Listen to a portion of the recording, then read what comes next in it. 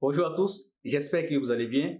Bienvenue dans cette nouvelle vidéo. Je suis Mienfun Kone et aujourd'hui on va aborder un thème qui, je pense, va intéresser beaucoup de personnes. Je dirais que beaucoup de personnes se reconnaîtront en fait dans ce thème-là. Le thème d'aujourd'hui c'est « Vous devez être parfait ». On entend beaucoup de personnes, en fait, on entend souvent énormément de personnes qui restent bloquées, ok, parce qu'elles ont besoin de perfection. Ou dans leur entourage, en fait, on leur répète sans cesse que vous devez être parfait. Et cette quête perpétuelle de perfection, en fait, fait entrer beaucoup de personnes dans ce qu'on appelle le syndrome de l'imposteur. Le syndrome de l'imposteur, c'est quoi? C'est que vous êtes dans une situation où vous sentez incapable de faire certaines choses, ok? Et ça touche beaucoup de personnes. Que vous soyez des employés, des salariés, que vous soyez des entrepreneurs, que vous soyez des personnes en quête d'emploi, le syndrome de l'imposteur touche énormément de personnes. C'est un discours du genre, c'est un discours d'auto-sabotage. Okay? C'est un discours d'auto-sabotage dans lequel on se répète sans cesse « je ne suis pas assez pour » ou « je n'ai pas les compétences pour » ou « je ne suis pas assez qualifié pour ». Autant d'excuses en fait qui empêchent beaucoup de personnes de démarrer et de décoller, de faire les choses vraiment qu'elles ont envie de faire. Je prends le cas d'un salarié. Vous êtes à un poste et on vient vous confier un nouveau projet. On vient vous confier une nouvelle tâche sur laquelle vous allez travailler. Automatiquement, vous commencez à vous auto-saboter sous prétexte que est-ce que vous allez y arriver? Est-ce que vous avez les compétences pour? Est-ce que vous avez le talent pour? Et vous commencez à créer un dialogue intérieur en fait qui fera en sorte que vous ne puissiez pas réussir ce projet-là. C'est pareil pour les entrepreneurs. Vous avez quelqu'un qui a un produit, qui a un service ou qui a un rendez-vous avec un client. Et il n'arrête pas de se répéter intérieurement sans cesse, est-ce que je vais y arriver? Est-ce que je pourrais fournir le meilleur service à ce client? Est-ce que j'ai les moyens pour satisfaire à ce client? Est-ce que j'ai de quoi après financer le démarrage de ce projet? Autant de questions. Et on oublie l'essentiel. L'essentiel, c'est ce que nous sommes capables de faire, c'est ce que nous allons délivrer ensuite. C'est pareil pour les personnes qui recherchent également de l'emploi. Vous avez des personnes qui, face à certaines annonces, donc à certaines offres d'emploi, qui se disqualifient elles-mêmes. Avec des discours du genre, est-ce que je peux assurer ce poste? Est-ce que j'ai les compétences pour? Est-ce que j'ai les connaissances pour? Autant d'excuses. Vous voyez, l'auto-sabotage, en fait, le syndrome de l'imposteur, c'est un frein. Le syndrome de l'imposteur, je dirais, c'est une gangrène. C'est quelque chose vraiment qui vous empêche d'exploiter votre plein potentiel parce que vous êtes sans cesse dans le doute. Alors, si vous continuez à fonctionner ainsi, vous risquez de manquer de confiance. Vous risquez de manquer de confiance et d'estime de soi. Parce que vous allez continuer à remettre perpétuellement vos compétences en cause. Est-ce que je suis capable de faire ceci? Est-ce que je peux y arriver? Est-ce que autant de questions? Je pense qu'à arriver un moment, il faut faire taire un peu cette petite voix qui nous pose constamment la question de savoir est-ce que nous allons y arriver et à nous focaliser sur comment je peux m'arranger ou du moins qu'est-ce que je dois faire, qu'est-ce que je peux faire pour y arriver, donc pour réussir cette mission. Alors, ce manque de confiance et d'estime peut être dû à de nombreux facteurs. Le premier facteur ici, ça peut être la comparaison sociale.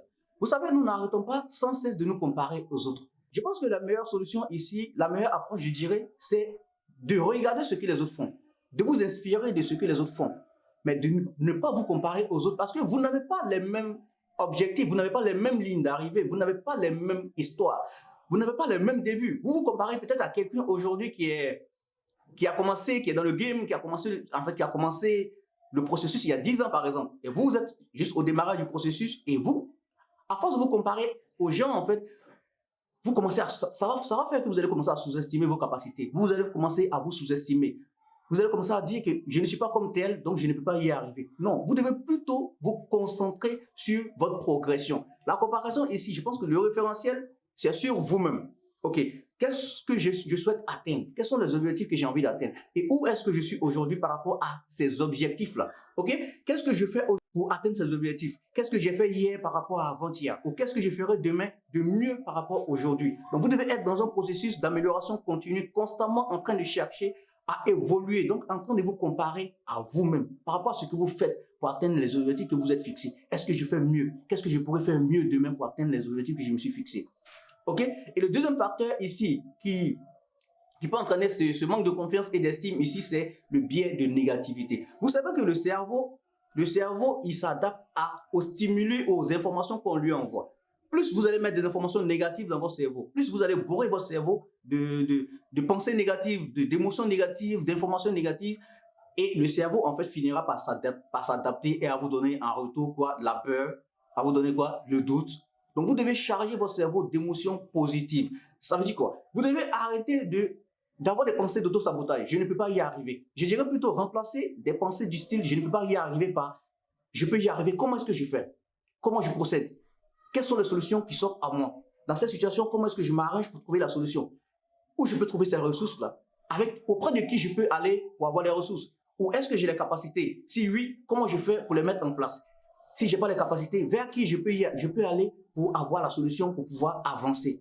Vous voyez? Donc, remplacer ici toutes les émotions, je dirais toutes les choses négatives que les auto-sabotages que vous avez par de l'énergie positive, par des pensées positives. Répétez-vous sans cesse. Je peux y arriver. Je suis le meilleur. J'ai le pouvoir. J'ai la capacité d'avancer. Donc, c'est à force d'entretenir ce genre de pensées positives, à force de nourrir votre esprit de choses positives que le cerveau va commencer à s'ouvrir vers de nouvelles possibilités, en fait. Et votre cerveau ne sera plus braqué, je veux dire braqué ou scotché sur le négatif, parce que vous lui donnez un champ de possibilités. Donc, soyez ouverts, alimentez-vous d'émotions positives, de pensées positives, et vous verrez que les opportunités, en fait, vont commencer à s'ouvrir, votre esprit s'ouvrira, en fait, et vous allez commencer à trouver des solutions à des choses qui vous paraissaient impossibles. Le troisième facteur ici, qui fait que nous avons un manque de confiance et d'estime, donc qui entretient ce syndrome de l'imposteur ici, c'est le besoin de perfection.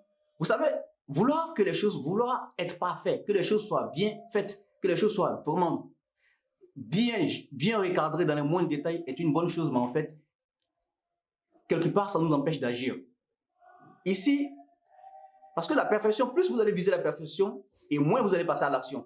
Et plus vous allez vous dire que ce n'est pas le bon moment, en fait. Donc, à force de viser la perfection, donc à force de vouloir que les choses soient parfaites, bien faites, vous risquez de tomber dans la procrastination.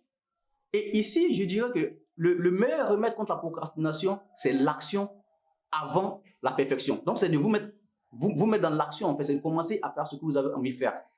Parce que c'est quand vous allez commencer à faire que vous allez pouvoir découvrir, vous allez commencer à voir les lacunes, et vous allez corriger les lacunes progressivement. Donc, tant que vous ne vous mettez pas en action, vous ne saurez jamais ce qui est possible, ce qu'il est possible de faire. Donc, pour lutter contre cette perfection, vous devez vous mettre en action. Vous devez vraiment commencer à faire les choses. Même si, je dirais que le plus important dans un voyage, en fait, ce n'est pas 1000 pas, mais c'est un pas, c'est le premier pas que vous commencez à poser, en fait, qui va engendrer les 1000 pas par la suite. Donc, n'attendez pas de dire que j'ai besoin que toutes les pièces du puzzle soient réunies avant de démarrer. Non, mais vous devez démarrer avec ce que vous avez et chemin faisant, vous allez pouvoir avoir les ressources dont vous avez besoin. Et même c'est chemin faisant que vous saurez de quelles ressources vous avez besoin parce qu'au départ, vous ne savez pas exactement de quoi est-ce que vous avez besoin. Donc, je veux vraiment vous encourager à passer à l'action, à faire ce qui est vraiment important et ce qui vous permettra d'atteindre les objectifs que vous êtes fixés. Après avoir vu ensemble dans la première partie les facteurs qui entraînent ce manque de confiance et d'estime, donc qui conduisent au syndrome de l'imposteur, nous allons voir ici comment surmonter ce syndrome de l'imposteur, donc ce fameux syndrome. Alors ici, j'ai 3 clés. Ce n'est pas des clés exhaustives, mais c'est 3 clés en fait qui, je pense, si vous les appliquez, pourront vous aider en fait à surmonter ce syndrome de l'imposteur. La première clé, c'est l'empilement du succès. L'empilement du succès, c'est quoi? C'est de vous rappeler dans votre vie passée, dans votre vie antérieure, toutes les choses que vous avez faites qui ont marché, tous vos succès. Donc, c'est de vous rappeler de tous vos succès, tout ce qui a marché pour vous par le passé. Si vous avez une nouvelle mission, un nouveau projet sur lequel vous voulez travailler et que vous ne savez pas par quel vous prendre les choses ou que vous avez peur, faites une introspection. Rappelez-vous, allez dans le passé, dans les missions antérieures que vous avez réussi à accomplir. Allez dans les projets, allez puiser les ressources dans les projets antérieurs qui ont marché pour vous. Toutes les choses que vous avez réussi à accomplir par le passé. Et plus vous allez vous plonger dans le passé, donc plus vous allez empiler le succès, vous allez avoir une confiance, vous allez avoir une estime de soi renforcée. Pourquoi? Parce que vous allez vous dire que, écoute, sans projet, le projet sur lequel je travaille aujourd'hui, j'ai réussi des choses par le passé. J'ai réussi à faire des choses peut-être similaires. Donc, si j'ai réussi par le passé, il n'y a pas de raison que je ne réussisse pas aujourd'hui, en fait. Donc, ça va renforcer votre confiance. C'est très important. Moi, j'ai eu à travailler sur des projets pour certains clients, en fait. Des clients qui m'ont sollicité pour des projets pour lesquels je n'avais jamais été sollicité auparavant. Mais je me suis toujours rappelé, en fait, de ce que j'avais déjà accompli pour certaines personnes par le passé, ou pour ce que j'avais déjà réussi même à accomplir dans ma vie personnelle, en fait. Et tout ça, ça me donne la motivation, ça me donne la confiance, ça me donne l'assurance que je peux également réussir cette nouvelle mission. Donc, c'est comme ça que vous devez fonctionner. N'ayez pas peur des nouveaux projets, des nouveaux challenges qu'on vous confie. Rappelez-vous toujours de ce que vous avez réussi à faire par le passé, et ça va vous donner la motivation, ça va vous donner de l'énergie, ça va vous donner la confiance nécessaire pour aborder les challenges et les nouveaux projets aujourd'hui. À la première étape ici, nous avons parlé de l'empilement du succès. Ce que je vous invite à faire, c'est de prendre une feuille et de lister tous vos succès passés, tous vos succès antérieurs, que ce soit au niveau professionnel, que ce soit au niveau personnel. La deuxième étape, en fait, pour réussir à surmonter ce syndrome de l'imposteur, donc avoir plus confiance et avoir de l'estime, c'est la pleine conscience et la gratitude. La pleine conscience ici, c'est quoi? C'est qu'on ne peut pas résoudre un problème tant qu'on n'est pas conscient qu'il y a un problème.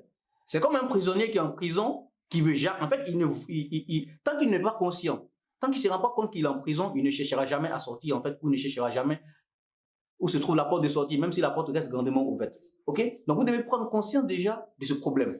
Vous devez prendre conscience que vous avez un manque de confiance, vous avez un manque d'estime face à certaines situations.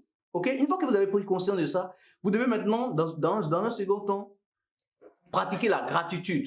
OK? Donc, vous devez ici dresser la liste de toutes les choses pour lesquelles vous êtes reconnaissant. Toutes les choses vraiment pour lesquelles, je veux dire, toutes les choses qui vous font sentir bien, rien qu'à y penser.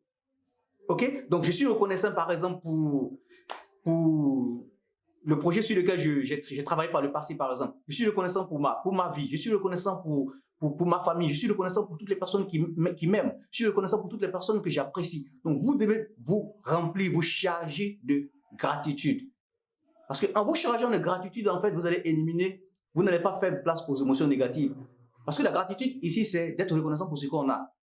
À force de viser toujours très haut, c'est normal de viser haut, parce que la vie, elle est en perpétuelle évolution. Nous sommes en perpétuelle croissance, en fait. Mais à force de viser souvent très haut, on ignore, on sous-estime ce qu'on a déjà. Vous devez être d'abord reconnaissant pour ce que vous avez. Et cette gratitude-là va renforcer en vous le sentiment déjà d'accomplissement de ce que vous avez déjà. Et ça va vous permettre, en fait, de vous propulser vers l'avant. La troisième étape pour surmonter ce syndrome de l'imposteur, c'est l'action. En fait, tout y est, en fait. Parce que tout ce qu'on a dit au départ, si vous avez fait l'empilement du succès, donc vous êtes rappelé de tous vos succès, vous avez fait la gratitude, et vous avez pris conscience du problème, et que vous ne passez pas à l'action, vous ne faites rien, rien ne va changer, en fait. La base de toute chose ici, c'est l'action. Vous devez passer à l'action. Vous devez mettre tout en œuvre. Vous devez commencer, je dirais même par la plus petite étape. Par quoi est-ce que vous devez commencer aujourd'hui? C'est comme une maison. Je prends cette image pour que tout le monde puisse comprendre, en fait. Vous voyez des gratte-ciel, vous voyez des immeubles, des tours, mais en fait, elles ont été construites étape après étape. Donc, elles ont été construites brique après brique. C'est l'empilement des briques, succession de briques, en fait, qui a donné ce résultat final. Donc, vous devez passer à l'action. Parce que sans action, rien ne va se passer. Vous devez passer massivement à l'action. Vous devez commencer à faire avec les moyens que vous avez. Je dirais, là où vous êtes, avec les moyens que vous avez, vous devez vraiment commencer à passer à l'action. Si votre objectif, par exemple, c'est d'avoir 100 clients, ok? Donc, d'avoir 100 clients, pour faire votre chiffre d'affaires, commencez déjà par chercher le premier client. Ensuite, le deuxième client, le troisième client, ainsi de suite. C'est comme ça que vous allez pouvoir atteindre, en fait, le sommet. Parce que pour atteindre le sommet, vous aurez besoin d'aller, c'est comme un escalier, vous aurez besoin d'aller marche après marche. Donc, vous devez pouvoir vraiment intégrer ce principe. La base, tout se trouve dans là. Donc, ce que je vous invite à faire dans cette troisième partie, c'est déjà de définir la première étape, la première action que vous mettrez en place à partir d'aujourd'hui, en fait, pour atteindre les objectifs que vous êtes fixés. Ensuite, la deuxième action, ainsi de suite, ainsi de suite, ainsi de suite. OK? Alors, vous devez comprendre que nos actions déterminent nos ressentis. Nos ressentis déterminent notre confiance et notre confiance détermine nos croyances, ainsi de suite. Donc, il y a un cercle. Plus il y a de l'action et plus on se sent bien. Plus on se sent bien et plus on est confiant. Et plus on est confiant, plus on croit. OK? Donc, plus on croit et plus nous sommes en action. Donc, c'est un cercle. Et le démarrage, le point de départ de tout, je dirais le propulseur, c'est l'action. Donc, vous devez faire en sorte que l'action ne soit jamais coupée. Parce que plus l'action est en marche, plus vous posez des actions, plus vous êtes en action, plus vous prenez des initiatives et le cercle continuera. Donc, le cercle continuera en fait son mouvement de action, sentiment, confiance, croyance, ainsi de suite. C'est comme ça vraiment que je pense que vous pourrez réussir à faire de grandes choses dans votre vie. Alors, j'espère que cette vidéo vous a aidé et qu'elle vous a apporté vraiment des informations, de nouvelles informations. N'hésitez pas à vous abonner sur notre page, sur notre chaîne YouTube. Et n'hésitez pas également à partager cette vidéo avec vos contacts. Et je vous dis à très bientôt. Merci.